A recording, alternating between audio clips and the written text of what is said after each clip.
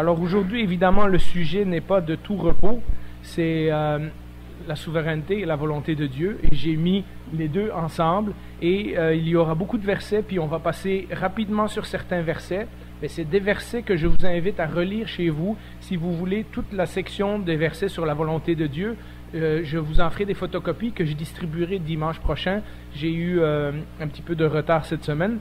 Et l'idée, c'est que vous puissiez par vous-même vérifier ces versets à la maison et découvrir ce que ça signifie. Mais j'ai trouvé que volonté et souveraineté allaient ensemble dans le sens où, et on peut mettre la première image, dans le sens où la Bible nous dit, dans Psaume, nous avons auprès de lui cette assurance que si nous demandons quelque chose conformément à sa volonté, donc le fameux mot volonté, il nous écoute. Et si nous savons qu'il nous écoute, quelle que soit notre demande, nous savons que nous possédons ce que nous lui avons demandé. Et en même temps, pour faire comme la semaine passée, nous avons d'autres textes dans la Bible, et on peut mettre l'image suivante, qui nous rappellent que notre Dieu est au ciel et il fait ce qu'il veut. Alors comment on réconcilie ces deux principes? Comment on réconcilie d'un côté un texte qui nous dit que nous pouvons prier et demander ce que nous voulons? Non, ce que Dieu veut. Et de l'autre côté, un Dieu qui est au ciel et qui fait ce qu'il veut. Malgré ce qu'on peut en penser, et ceux qui étaient là hier et qui ont entendu le témoignage ont probablement tous été au moins touchés ou si pas bouleversés, Dieu ne nous rend pas toujours la vie facile. Dieu ne guérit pas toujours. Dieu n'empêche pas toujours nos enfants de se suicider. Dieu ne bénit pas toujours. Notre vie ne va pas bien du matin au soir, sans arrêt. Dieu ne rend pas toujours prospère. Dieu ne nous protège pas de tout. Et nous l'avons vu dans un certain nombre de textes sur la guérison, on ne peut pas toujours associer le fait que quelque chose nous arrive, soit parce que nous avons commis un péché, soit parce que nous avons manqué de foi. Parce que si vous avez entendu les témoignages d'hier, vous savez que c'était des gens qui étaient engagés pour le Seigneur. Et malgré tout, ils ont vécu des grandes épreuves. Et si on ne peut pas associer ça au péché, parce que évidemment la Bible nous dit d'abord on doit régler le problème du péché dans notre vie, et parfois des choses sont dues à cause d'une punition à un péché, mais ce n'est pas toujours le cas. Il faut aussi parfois régler la question de la foi dans notre vie, et ça c'est ce que nous allons voir dimanche dans 2 semaines. Il y a au moins une chose de laquelle on aimerait bien être libéré. Ben oui, on aimerait bien vivre bien, on aimerait bien vivre en bonne santé, on aimerait bien être prospère, on aimerait bien vivre en paix, etc. Mais s'il y a une chose que moi j'aimerais bien être délivré, c'est de la mort. Ça aurait été le fun que lorsqu'on devient chrétien, on devient immortel tout de suite. Et pourtant, nous savons que notre corps physique va se dégrader et va mourir, soit de vieillesse, soit d'une maladie, soit il va simplement arrêter de fonctionner à un moment donné. Dieu a mis une date limite à nos vies et c'est ce qui arrive. Et donc, s'il y a au moins une chose dont on aimerait que Dieu nous protège, c'est de la mort. Nous savons que nous avons la vie spirituelle en lui, la vie éternelle, mais nous savons pourtant que le corps nouveau, nous allons le recevoir seulement lorsque nous serons dans sa présence un jour. Et donc, on se pose la question, Dieu nous a sauvés, il nous a laissés ici-bas, et on s'attendait à ce qu'on aurait le ciel ici-bas, et malheureusement, notre vie est souvent comme celle des autres gens qui nous entourent. Et nous avons donc ce dilemme que nous croyons en un Dieu tout-puissant, c'est ce que les textes de la Bible nous disent, c'est ce que nous croyons, c'est ce que nous confessons dans nos chants, mais qui ne semble pas toujours vouloir utiliser cette toute-puissance. Paul nous a prévenus, et on peut mettre le texte suivant. Paul avait ce dilemme des Juifs qui demandent des miracles, des Grecs qui demandent la connaissance ou la sagesse, qui voulaient donc des explications. Et Paul disait, malheureusement, parfois, ceux qui veulent des miracles n'obtiennent pas les miracles, et ceux qui cherchent la connaissance n'obtiennent pas la connaissance, mais ce que nous prêchons, c'est Christ crucifié. Et c'est un scandale pour les Juifs, c'est un scandale pour ceux qui voulaient des signes et qui ne les ont pas eus, et c'est une folie pour les païens, parce qu'évidemment, le chemin de la foi nous porte parfois à faire des choses et des choix qui ne sont pas compréhensibles avec la logique et la raison humaine. Il nous faut quelque chose de plus, qui est la foi, que nous allons voir bientôt, et aux yeux des hommes, ils se disent, vous devez être fous de croire en un Dieu comme ça. Et donc, Paul nous a prévenu que lorsque nous prêchons Christ crucifié, mais parfois, ça ne fait pas l'affaire de nos arguments. Parfois, ça ne va pas avec nos explications. Parfois, ça ne va pas avec l'image que nous nous étions fait de Dieu. Et nous sommes obligés à ce moment-là de revoir nos positions, de retourner dans la Bible et de revoir ce que la Bible nous dit sur ce sujet-là et essayer de le comprendre différemment. Et une des choses les plus importantes dans la Bible, parce que la Bible en parle du début jusqu'à la fin, mais aussi une des choses plus difficiles pour nous, hommes et femmes pécheurs, à accepter, c'est la souveraineté et la volonté de Dieu. On l'a vu déjà dans Jonas un petit peu. Ce que Jonas n'aime pas, c'est que Dieu est Dieu. Et Dieu peut faire ce qu'il veut. Et lui, il avait mis Dieu en boîte et il avait décidé que son Dieu n'agirait que d'une façon. Et Dieu lui démontre tout au travers de l'histoire que Dieu agit comme il veut, mais parce qu'évidemment, Dieu étant sage, parfait, éternel, il sait ce qu'il y a de mieux pour ses enfants. Alors voilà, nous nous retrouvons avec ce dilemme. Alors, rapidement, je voulais parler de la volonté de Dieu pour ensuite tirer les conclusions de ça. La Bible nous parle beaucoup de la volonté de Dieu. On va le voir dans les 4-5 prochaines images. Il y a au moins 10 textes qui sont très très clairs, associés avec la volonté de Dieu. Or, aucun passage, et vous les relirez chez vous, aucun de ces passages n'associe la volonté de Dieu avec notre bien-être physique ici-bas. C'est-à-dire que quand nous lirons ces textes, et nous allons les lire ensemble dans quelques minutes, aucun de ces passages ne nous promet une bonne santé, une vie sans souffrance, la prospérité, ne pas être persécuté, que tout aille bien dans notre vie, ou que Dieu nous donne tout ce qu'on veut. Alors nous avons d'abord Romains 12:2, qui dit « Ne vous conformez pas », c'est-à-dire ne ressemblez pas au monde actuel, ne suivez pas les courants de pensée puis les philosophies de ce monde, mais soyez quoi? Transformés par le renouvellement de l'intelligence, afin de discerner quelle est la volonté de Dieu. Et ensuite, Paul explique, la volonté de Dieu, c'est ce qui est bon, agréable et parfait. Et donc, il y a un lien là, déjà, qui nous dit que ça, c'est la volonté de Dieu. Dans Galates 1:4, en parlant de Jésus, Paul nous dit, il s'est donné lui-même pour nos péchés, afin de nous arracher à l'actuel monde mauvais, conformément à la volonté de Dieu, de notre Dieu et Père. Et donc, déjà, là, nous voyons que la volonté de Dieu, c'était que Jésus donne sa vie pour nous arracher au monde actuel. Donc, nous avons un autre texte. À l'image suivante, nous avons un texte qui lui-même pourrait faire l'objet de toute une prédication, 1 Thessaloniciens 5:18. Exprimez votre reconnaissance, ou dans d'autres versions, soyez toujours joyeux, en toutes circonstances, car c'est la volonté de Dieu pour vous en Jésus-Christ. Et ensuite, dans 1 Pierre, en effet, c'est la volonté de Dieu qu'en pratiquant le bien, donc on pratique le bien, ça c'est la volonté de Dieu, vous réduisiez au silence l'ignorance des hommes dépourvus de sens. Et vous lirez dans le texte de 1 Pierre, en fait, je vais citer plusieurs fois 1 Pierre aujourd'hui, et c'est un bon livre là-dessus, où est-ce qu'il explique comment on doit vivre aujourd'hui, parce que les gens qui nous critiquent vont finir par se rendre compte que notre vie a une cohérence, que notre foi est réelle, et que ce qu'on dit, on le vit également. Et donc Pierre dit, en pratiquant le bien, ces gens-là n'ont plus d'arguments à dire contre nous.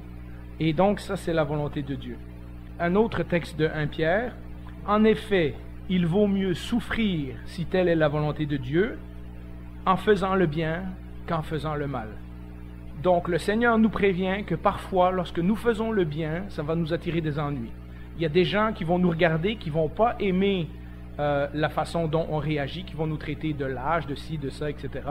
Et Pierre nous dit que parfois, c'est clairement la volonté de Dieu de souffrir parce qu'on fait le bien.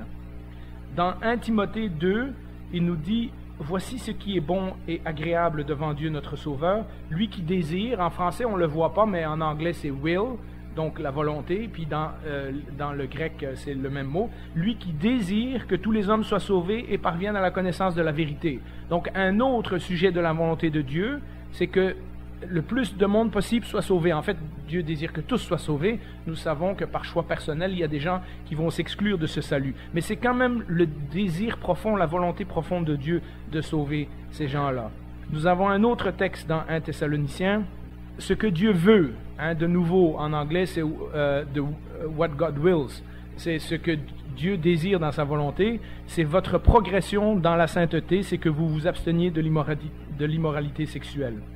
Et dans Éphésiens 5, 17, ça c'est aussi tout un chapitre à lire, c'est pourquoi ne soyez pas stupides, mais comprenez quelle est la volonté du Seigneur. Et dans les versets qui précèdent et dans les versets qui suivent, Paul nous donne un tas de conseils de ne pas prendre de vin parce que ça nous rend de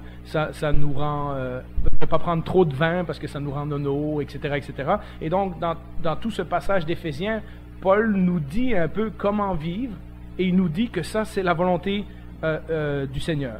Et alors, au cas où vous n'étiez pas sûr, eh bien, on l'a chanté ce matin et vous l'avez ici au tableau aussi. Déjà dans l'Ancien Testament, c'est le cas.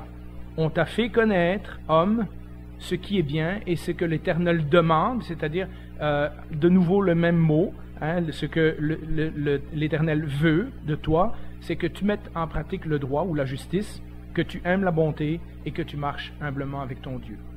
Et donc, nous avons tous ces passages de la Bible qui nous disent spécifiquement quelle est la volonté de Dieu. Il y en a quelques autres, si vous cherchez dans une concordance avec la volonté, celui qui fait la volonté de Dieu, c'est lui, mon frère, ma sœur, etc., etc. Un pasteur disait une fois, c'est quand nous avons compris et que nous mettons en pratique tous ces versets-là à 100%, que nous avons le droit d'utiliser 1 Jean 5, 14 et 15, nous avons auprès de lui cette assurance, si nous demandons quelque chose conformément à sa volonté. Alors vous voyez maintenant, on a remis le texte dans son contexte. On vient de voir c'est quoi la volonté de Dieu, c'est tout ça. Fait que c'est quand on a fait tout ça que Jean nous dit, il nous écoute. Et si nous savons qu'il nous écoute, quelle que soit notre demande, nous savons que nous possédons ce que nous lui avons demandé. Parce qu'au moment où on est 100% accordé avec la volonté de Dieu, on sait que ce qu'on demande, Dieu va nous l'accorder. Et c'est de là que vient notre dilemme parce que, évidemment, la plupart du temps, nous ne sommes pas 100% accordés sur la volonté de Dieu. Ça ne veut pas dire que Dieu ne nous donnera jamais rien jusqu'à ce qu'on soit parfait. Mais ça veut dire qu'il y a des conditions à ce que nous pouvons lui demander et dans quelles circonstances, parce qu'évidemment, il ne nous dit pas « demandez ce que vous voulez ». Et il dit « demandez selon sa volonté ». C'est le premier mot dans le texte, c'est sa volonté. Et ensuite, ce que nous voulons, évidemment, va être en accord avec ce que Dieu veut pour nos vies également. Et pourtant, malgré tous ces versets-là, et malgré que Jean nous dit qu'une fois que nous sommes en accord avec la volonté de Dieu, nous pouvons demander ce que nous voulons, nous avons l'exemple de Jésus lui-même qui nous rappelle que lui qui a vécu de façon parfaite, en harmonie avec Dieu, au point qu'il était capable de dire « Celui qui m'a vu a vu le Père », qu'il est l'image du Père, qu'il a été approuvé par le Père au baptême et à la transfiguration, Jésus reconnaît qu'il y a quand même une volonté spécifique de Dieu à laquelle il faut accepter de se soumettre. Dans le Notre Père, il nous dit de prier que sa volonté soit faite sur la terre comme elle est déjà au ciel. Et donc, si vous vous mettez dans la peau de Jésus et que vous vous dites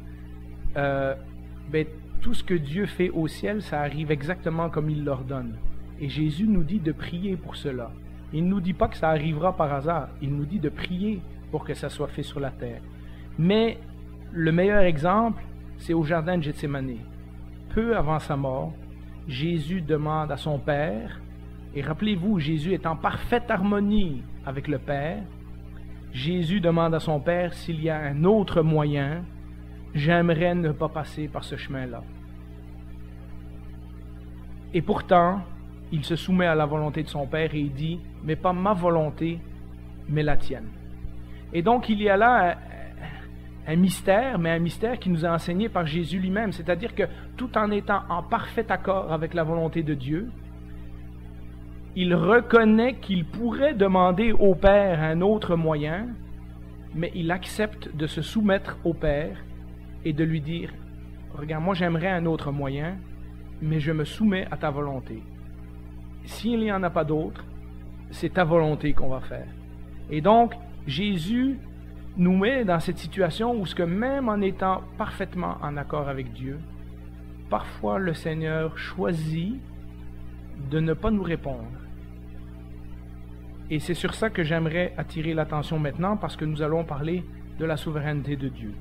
Comment comprendre alors, si nous avons fait tout ce que ces versets-là nous disent, et que nous croyons au texte, et que nous voulons vraiment faire la volonté de Dieu, et que nous prions pour sa volonté, comment comprendre alors quand les choses vont mal dans notre vie? Comment même savoir dans quel sens prier, puisque on pense qu'on peut demander à Dieu ce qu'on veut lorsqu'on est en accord avec sa volonté. Et pourtant, Jésus dit, mais il y a quelque chose de plus.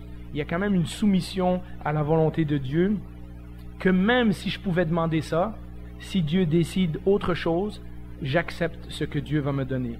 Eh bien, j'aimerais tirer 3 points et j'espère que c'est des encouragements pour chacun d'entre nous pour cette semaine.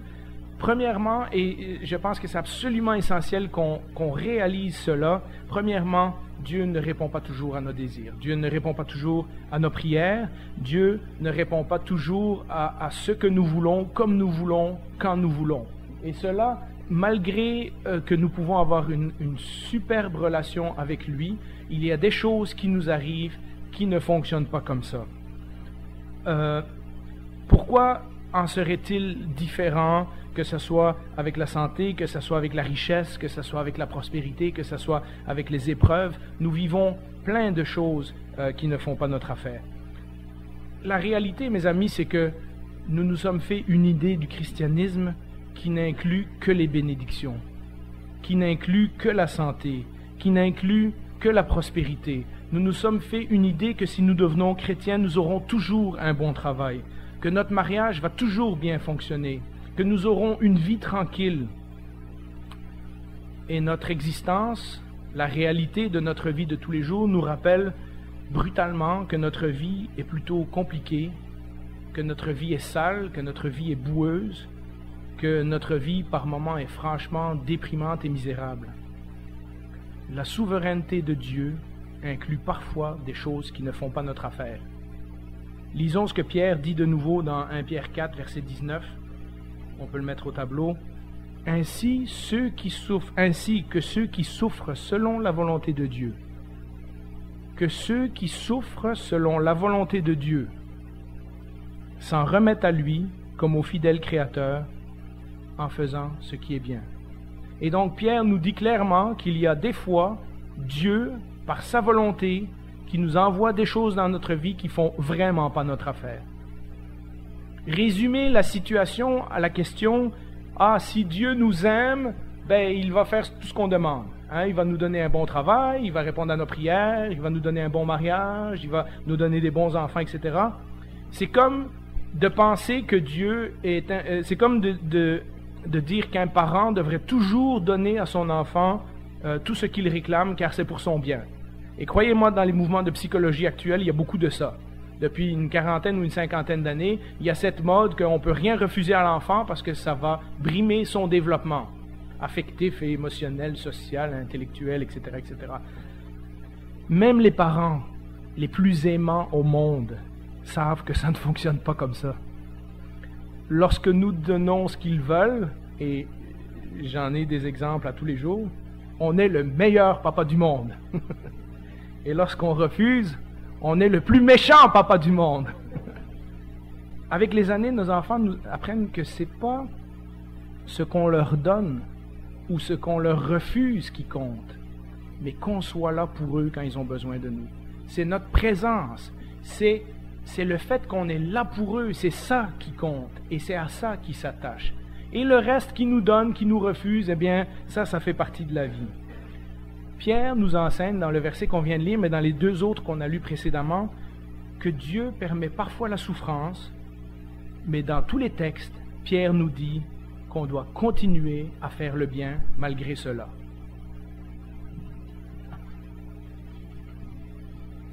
La deuxième chose, la première chose, c'est donc cette idée que Dieu ne répond pas toujours à nos désirs, et souvent c'est parce qu'on s'est fait une idée du christianisme, et là il nous faut rectifier cette idée. La deuxième chose, c'est que, et suivez-moi dans cette pensée, nous avons tendance à douter de la souveraineté de Dieu dans notre vie dès que ça va mal. Et je m'explique. Combien de fois nous équivalons « Dieu m'a répondu » avec une réponse positive? Hein? On a prié, on a eu le travail, Dieu nous a répondu. On était malade, Dieu nous a guéris, Dieu m'a répondu. Je cherchais une église, je suis arrivé ici, Dieu m'a répondu. Combien de fois nous associons le fait que Dieu nous a répondu avec le fait que c'est une bonne nouvelle? Mais quand il s'agit d'une mauvaise nouvelle, nous pensons automatiquement différemment. Qu'est-ce que j'ai fait de mal? Pourquoi Dieu permet ça dans ma vie? Est-ce que ce que j'ai demandé, c'était pas la volonté de Dieu? Je sais pas. Moi, ça m'est arrivé souvent dans ma vie. J'ai prié pour un travail. Waouh, Dieu m'a répondu. Quelques mois après, je commence à avoir des ennuis avec mon patron. Je dis pas, ah, c'est la volonté de Dieu ou Dieu m'a répondu. Je dis, ah, j'ai peut-être prié pour le mauvais travail. Sous-entendu, je m'attendais à ce que Dieu me donne un travail où tout va bien. Hein? C'est comme ça qu'on pense. Combien d'entre nous ne fonctionnent pas comme ça à certains? Ah, Dieu m'a donné une conjointe. Et après quelques années, c'est « Oh, je me demande si j'ai marié la bonne personne. » Peut-être que ce n'était pas la volonté de Dieu. Parce qu'on a pris pour acquis que Dieu ne permettait jamais des choses qui ne font pas notre affaire dans notre vie. Parce qu'on a pris pour acquis que le christianisme ne signifiait que des bénédictions puis des réponses à nos prières positives. Et on oublie que la souveraineté de Dieu inclut aussi les choses qui ne vont pas bien dans notre vie. Nous avons le sentiment, lorsque la mauvaise nouvelle arrive, que Dieu nous a oubliés, que Dieu n'a pas répondu à notre prière, que Dieu nous a abandonnés. Et en doutant, nous prétendons que nous devrions comprendre le comment et le pourquoi de ce qui nous arrive, et qu'à la place de Dieu, hein, Jonas, à la place de Dieu, nous aurions choisi un autre chemin. À la place de Dieu, nous aurions agi différemment. Seigneur, si j'étais toi, je ne me serais pas envoyé telle mauvaise nouvelle. J'aurais aimé plutôt que tu m'envoies vers les bonnes nouvelles. Hein? Humainement, nous pensons souvent que la réponse de Dieu devrait toujours être une réponse spectaculaire. Un miracle, une réponse à nos prières, hein, qu'on se lève le dimanche matin puis qu'on dit « j'avais pas de travail, puis le Seigneur m'a donné un travail », puis là, tout le monde applaudit, tout le monde est content, ça fait du bien d'avoir des bonnes nouvelles. Et ça ne veut pas dire que Dieu n'en fait pas, il en fait tout le temps. Je vous entends partager des choses depuis des années, puis je le sais que Dieu fait des belles et des bonnes choses dans vos vies, mais il ne les fait pas tout le temps. Et nous avons souvent tendance à n'apporter que les bonnes choses qui se passent dans notre vie et à oublier que certaines choses qui ne font pas notre affaire font aussi partie de sa volonté. Nous pensons souvent que si Dieu nous répondait à telle ou telle affaire, le miracle qu'il fait dans notre vie serait tellement puissant qu'il pourrait transformer tous les gens autour de nous. Hein, qu'on pourrait aller cogner aux portes et dire « Regardez ce qui est arrivé dans ma vie », puis tout le monde se convertirait. Et pourtant, Jésus lui-même disait, et on peut mettre le texte dans la parabole de Lazare et le riche, Jésus nous dit, Abraham lui dit alors, s'il n'écoute pas Moïse et les prophètes, c'est-à-dire s'il n'écoute pas la parole de Dieu, s'il n'écoute pas les instructions qu'ils ont déjà sur Dieu dans la Bible, ils ne se laisseront pas persuader, même si quelqu'un ressuscite, ou même si quelqu'un revient des morts. Et Jésus était en train de prévenir que les pharisiens qui écoutaient sa parole et qui refusaient de voir ces miracles comme des signes que le royaume de Dieu s'était approché, un jour il allait ressusciter, et même ça, ils ne le croiraient pas. Et c'est exactement ce qui est arrivé pour beaucoup d'entre eux. Nous connaissons des gens qui ont tout reçu et qui ont quand même quitté l'Église. Et nous connaissons des gens qui n'ont rien reçu et qui sont restés à l'Église. Nous connaissons tous des gens qui ont tout reçu et qui n'ont même rien demandé. Ce sont des gens qui ne viennent pas à l'Église et pourtant Dieu leur a tout donné. Et nous connaissons des chrétiens fidèles qui viennent année après année depuis 70 ans à l'Église et qui ont eu une vie difficile et qui n'ont rien reçu de ce que d'autres ont reçu. Et donc, vous voyez, la souveraineté de Dieu, ça inclut ça. Le Seigneur fait pleuvoir sur les bons comme sur les méchants. Le Seigneur donne des bénédictions à un ou à l'autre. Il n'y a pas une règle de conduite où est-ce qu'on fait que le Seigneur va toujours nous donner ce qu'on demande. Nous connaissons bien des gens, et même la Bible nous en parle, de tous ces chrétiens de tous ces croyants qui sont morts sans avoir reçu ce qui avait été promis, c'est-à-dire ils espéraient voir le Messie, mais c'était pas pour eux, hein, des prophètes de l'Ancien Testament, etc. Lisons, et on peut l'afficher au tableau, Hébreux 11:1. Or, la foi, c'est la ferme assurance des choses qu'on espère, la démonstration de celles qu'on ne voit pas. Ce verset nous rappelle que notre foi consiste à avoir confiance dans des choses que nous ne voyons pas. Cela veut dire que même quand ça va mal dans notre vie, nous faisons confiance à Dieu, même lorsque nous ne voyons pas les résultats visibles et physiques de son amour et de sa toute-puissance. C'est-à-dire que la foi nous permet de continuer à croire dans un Dieu qui est tout-puissant, même s'il a choisi dans notre vie, dans ma vie personnelle, et je ne parle pas de moi parce que je n'ai pas eu des grands malheurs dans ma vie, je sais que par contre certains d'entre vous souffrent beaucoup, mais la foi nous permet de rester accrochés au Seigneur, même lorsque nous ne voyons pas dans notre propre vie la manifestation visible de sa toute-puissance. Parce que ce que nous ne voyons pas, par la foi nous le voyons, c'est que Dieu travaille en arrière de ça de façon invisible.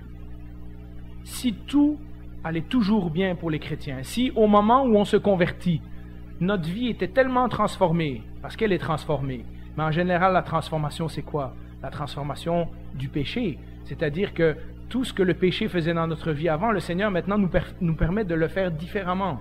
La plus grande transformation c'est celle-là. Si notre vie était tellement transformée que à chaque fois qu'on prie, le Seigneur nous donne ce qu'on veut, hein, que nos vies seraient parfaites, que tout allait bien dans nos vies tout le temps, alors on n'aurait plus besoin de foi. On prie, on reçoit. Puis les gens autour de nous viendraient tous à l'église parce qu'ils se diraient « Wow, il se passe quelque chose là-bas ». Pensez-y, si tout allait toujours bien dans nos vies, les autres ne verraient pas la démonstration de notre foi. Parce que c'est souvent lorsque ça va mal dans notre vie et qu'on reste accroché au Seigneur que les gens se disent « Hey, sa foi, elle est sérieuse ». Ça va mal dans sa vie, puis pourtant, il ne renonce pas à Dieu. Pourtant, il ne se fâche pas contre Dieu. Pourtant, il continue de lire, de prier et de croire à des choses qui, de toute évidence, physiquement, n'ont pas l'air d'arriver dans sa vie. Et pourtant, cette personne continue d'être sérieuse. Et c'est là la démonstration des choses qu'on ne voit pas. C'est là que notre foi devient un témoignage pour les autres. Mais que se passe-t-il lorsque nous acceptons la souveraineté de Dieu dans l'épreuve? Quand nous arrivons à dire « Oui, le Seigneur m'a répondu », il a répondu quelque chose qui ne faisait pas mon affaire, mais il m'a répondu. Eh bien, 2 Corinthiens 1,4, et on peut l'afficher, nous dit ceci, quel merveilleux verset, « Il nous réconforte dans toute nos détresses ». Les parents n'enlèvent pas tout le mal des enfants. Quand mon enfant est malade, je ne peux rien faire pour l'enlever. Ce que mon enfant veut, c'est que je m'occupe de lui pendant qu'il est malade. On prendrait bien leur maladie, mais parfois on n'en est pas capable. Il nous réconforte dans toutes nos détresses, afin que quoi? Que nous puissions réconforter ceux qui se trouvent dans la détresse grâce à l'encouragement que nous recevons nous-mêmes de la part de Dieu. Lorsque nous acceptons l'épreuve comme quelque chose que Dieu a peut-être envoyé dans notre vie, qui n'est pas dû au péché ou au manque de foi ou à d'autres choses, une fois que nous avons fait l'inventaire de ces choses-là, puis nous disons non, ma vie est bien avec Dieu, mais Dieu permet des choses difficiles dans ma vie, je ne comprends pas pourquoi. Lorsque nous acceptons que ça fait partie de la souveraineté de Dieu, Dieu nous promet qu'il nous console et qu'à notre tour, nous pourrons consoler d'autres qui passent par des épreuves. C'est là que notre foi devient réellement vivante. Si tout allait toujours bien, je pense que nos églises seraient pleines. Si nos vies étaient toujours transformés de façon, je veux dire, physique et visible, et qu'on avait tous des bons emplois, puis une bonne santé, puis des bonnes familles et tout. Il y en a plein qui voudraient devenir chrétiens. Et ceci m'amène au dernier point. Troisièmement, nous devons accepter la suffisance de la grâce de Dieu en toutes circonstances. En d'autres mots, si nous disons que Jésus est Seigneur, il faut qu'il soit Seigneur, le même Seigneur que nous rencontrons au sommet de nos montagnes spirituelles, et le même Seigneur que celui qui nous accompagne dans nos vallées. David, dans le psaume 23, exprime très bien ça justement quand il parle « Tu me conduis près des eaux paisibles et dans les verts pâturages, mais aussi dans la vallée de l'ombre de la mort. » David était capable de louer Dieu quand ça allait mal et quand ça allait bien. Notre réflexe est souvent le contraire. À cause de tout ce qu'on a dit avant, nous pensons que Dieu est avec nous quand ça va bien, quand il répond à nos prières, quand il répond de façon positive à nos prières. Mais lequel de nous dit spontanément « Merci Seigneur, car je sais que tu es avec moi » quand il n'a pas d'argent, quand il n'a pas de santé, quand il n'a pas de travail, quand il n'a pas de conjoint, quand il n'a pas de répit, quand il n'a pas de paix? Qui a le réflexe de dire « Dieu a entendu ma prière » quand sa vie prend un tournant désagréable? Au cas où vous penseriez que c'est facile, Paul vivait une difficulté similaire. Beaucoup associent cette difficulté à un problème physique parce que dans Galates, à un moment donné, il dit quelque chose du genre je reconnais que vous m'aimez tellement que vous vous seriez arraché les yeux pour me les donner. Et dans Corinthiens 12, 9, pourtant, il dit qu'il avait prié au Seigneur et que le Seigneur lui a répondu ceci: Ma grâce te suffit, car ma puissance s'accomplit dans la faiblesse. Aussi, je me montrerai bien plus volontiers fier de mes faiblesses, afin que la puissance de Christ repose sur moi. Quoi qu'il en soit, Paul avait appris à accepter ces circonstances, bien qu'il ait prié plusieurs fois pour que Dieu les enlève, car il comprenait que Dieu avait peut-être un autre objectif. Paul aurait voulu en être débarrassé, mais Dieu avait un autre plan. Et lorsqu'on parle d'acceptation, on ne parle pas de résignation. La résignation, c'est celui qui dit « Ah ben, j'ai pas le choix, si ça m'arrive, je suis obligé de vivre ça. » Lorsqu'on parle d'acceptation dans le sens biblique, on parle de confiance. Je vous donne un exemple. Jésus a prié pour la volonté de Dieu. Et pourtant, c'était pas une excuse, c'était pas du défaitisme, c'était pas de la résignation, c'était pas un aveu d'échec, mais c'était une démonstration d'une confiance absolue. Il était capable de parler à son père et lui dire s'il y a une autre possibilité, mais sinon, je vais quand même faire ta volonté. Et donc, Jésus a une confiance absolue dans la volonté de son père. Et ensuite, il a enduré la mort de la croix. Et quand il est mort, il a porté la cause ultime de toutes nos souffrances et de toutes nos maladies, le péché. Voyez-vous, en réglant le problème du péché, il a réglé la source, la racine de tous nos maux. Pourtant, nous ne sommes pas délivrés de tout immédiatement. Alors, si nous ne comprenons pas pourquoi Dieu permet des difficultés, nous devons toujours nous rappeler qu'elles sont temporaires, qu'elles sont contrôlées par Dieu, et qu'en attendant, nous avons le choix de continuer à croire à sa bonté et suivre l'exemple de son Fils. En fait, c'est la seule chose de laquelle nous sommes responsables, puisqu'il n'y a pas grand-chose d'autre dans notre vie que nous pouvons contrôler. Nous pouvons toujours contrôler comment nous obéissons à ce que Dieu nous a déjà montré dans sa parole. Voilà pourquoi le dernier livre de la Bible nous dit, et c'est quasiment le dernier chapitre de la Bible, Apocalypse 21:4 nous dit « Il essuiera toute larme de leurs yeux, la mort ne sera plus, et il n'y aura plus ni deuil, ni cri, ni douleur, car ce qui existait avant a disparu. » Mes amis, mes frères et sœurs, Jésus a déjà tout gagné cela à la croix. Et tant que nous ne sommes pas encore physiquement dans l'éternité, il y a des choses que nous attendons en espérance, comme dit la parole de Dieu.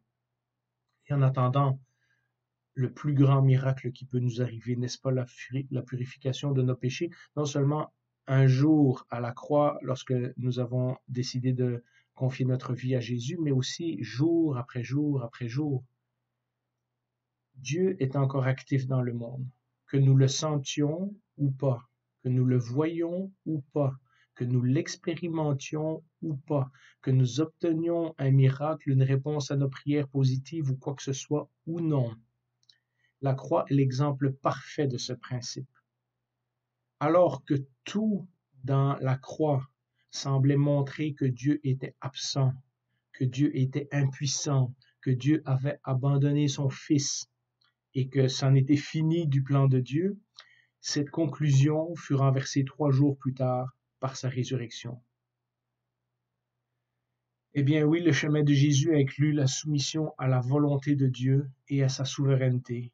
Et dans tout ça, la soumission et la confiance que tout ce qu'il nous a promis nous attend vraiment à la fin de notre vie sur terre. Toutes ces choses nous attendent à la fin de notre vie sur terre, mais pas juste, parce que souvent, le Seigneur nous permet déjà de voir de toutes sortes de façons toutes ces réalités éternelles déjà ici-bas. Amen.